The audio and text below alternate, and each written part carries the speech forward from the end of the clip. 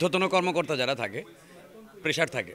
তো ওই প্রেশারে, কারণ ওইখানে কেসটা কে হ্যান্ডেল করবে, সেই জায়গার থেকে অনেক সময় মনে হয় যে কিছু কি বলে কিছু তথ্য হয়তো বা তাদেরকে বলা।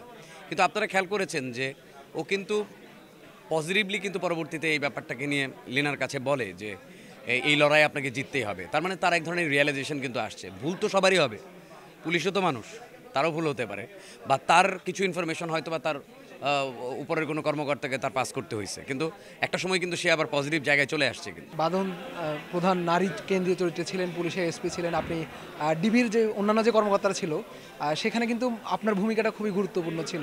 কি বলবেন আজকে দর্শকদের সাথে, সবার সাথে একসাথে সিনেমাটা দেখলেন, সব আর্টিস্টরা ছিল, কেমন লাগছে? সিনেমায় হাউসফুল হলে তো আসলে অভিনেতার জন্য এটা অনেক বড় একটা সংবাদ, খুশির সংবাদ অবশ্যই। সবাইকে নিয়ে একসাথে মুভিটা দেখলাম এবং ইন্ডাস্ট্রির প্রচুর ডিরেক্টরস, তারপর হচ্ছে আর্টিস্ট, অনেকে এসছে, সাংবাদিক ভাইরা, আপনারা সবাই মিলে আজকে আমাদের সাথে মুভিটা দেখলেন। তো সব কিছু মিলে আমি খুবই এক্সাইটেড, এবং আমি আগেও বলেছি যে এটা আমার আমি অন্যান্য ঘরানার চলচ্চিত্রে অভিনয় করেছি, বাট বড় পর্দায় হচ্ছে এটা আমার প্রথম কাজ, অর্থাৎ কমার্শিয়াল মুভিতে আমার প্রথম কাজ। ডিবি পুলিশ বা আমার টিমের কথা যেটা বললেন, যে কাজের এক্সপিরিয়েন্সের কথা বললেন, খুবই ভালো। এবং আমরা জাস্ট, সানি ভাই আমাদেরকে জাস্ট বলে দিয়েছে, আমরা সেটা করেছি, এবং সে এমনভাবে আমাদেরকে গুছিয়ে দিত, আমাদের অনেক কিছু করতে হতো না। সো একটা ক্যারেক্টার হয়ে ওঠার পেছনে তার অবদানটা অনেক বেশি। ভাইয়া এখন নেই, তার চাকরির সুবাদে সে আসতে পারেনি, সো পুলিশের জব করে যেহেতু, কিন্তু আমরা সবাই খুব মিস করছি। আর আপনাদের সাংবাদিক ভাইরা, সত্যিকার অর্থে আমি সবাইকে বলেছি এই কথাটা, যে এশামাটার আজকে এই পর্যন্ত আসার প্রশংসার দাবিদার হচ্ছে আপনারা সাংবাদিক ভাই বোনেরা, অনেস্টলি স্পিকিং।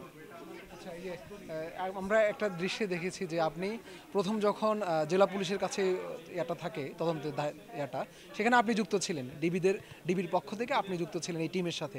পরবর্তীতে যখন রায়হান আসলো তখন আসলে আপনি তথ্যটা পাচার করেছেন, যে না এই ইনফরমেশনটা ওখানে দিয়েছেন। এটা আসলে এই ভূমিকা নিয়ে অনেকে বলছে যে আসলে এই যে বিদ্রোহ করা, এই ধরনের একটা বক্তব্য বলছে, আপনার জায়গা থেকে আপনি কি বলবেন? টানা সপ্তমবারের মতো বেস্ট টিস্যু পেপার ব্র্যান্ড হিসেবে স্বীকৃতি পেয়েছে বসুন্ধরা টিস্যু। অনেক সময় হয় কি যে ঊর্ধ্বতন কর্মকর্তা যারা থাকে, প্রেশার থাকে। তো ওই প্রেশারে, কারণ ওইখানে কেসটা কে হ্যান্ডেল করবে, সেই জায়গার থেকে অনেক সময় মনে হয় যে কিছু কি বলে কিছু তথ্য হয়তো বা তাদেরকে বলা।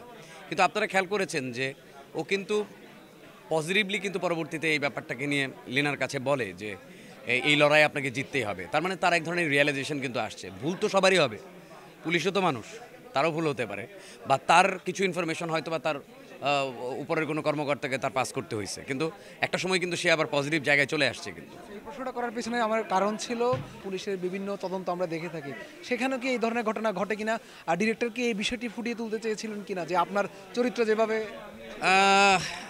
এটা খুব মুশকিলের প্রশ্ন আসলে, এটা সানি ভাই বলতে পারবে, যেহেতু সে ওইখানে একটা চাকরিতে আছে।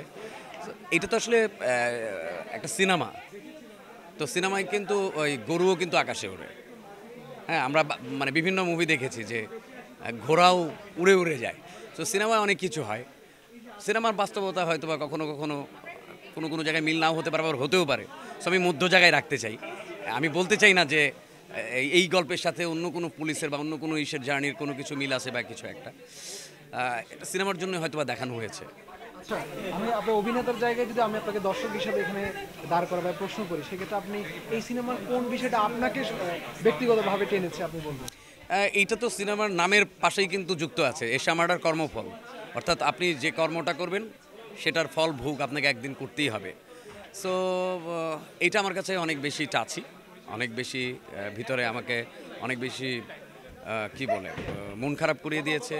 আমি এখান থেকে একটা শিক্ষা নিয়েছি, এই জায়গাটা আমার কাছে সবচেয়ে বেশি ভালো লেগেছে। আচ্ছা, আপনি তো নিয়মিত অভিনয় করছেন, এখন ব্যস্ততা আসলে এশা মার্ডারের পরবর্তীতে ব্যস্ততা কি নিয়ে এবং কি করছেন? অভিনয় তো করি আমি, এই পরিচয়টা তো আপনিও জানেন যে আমি ডিরেকশনও দিই।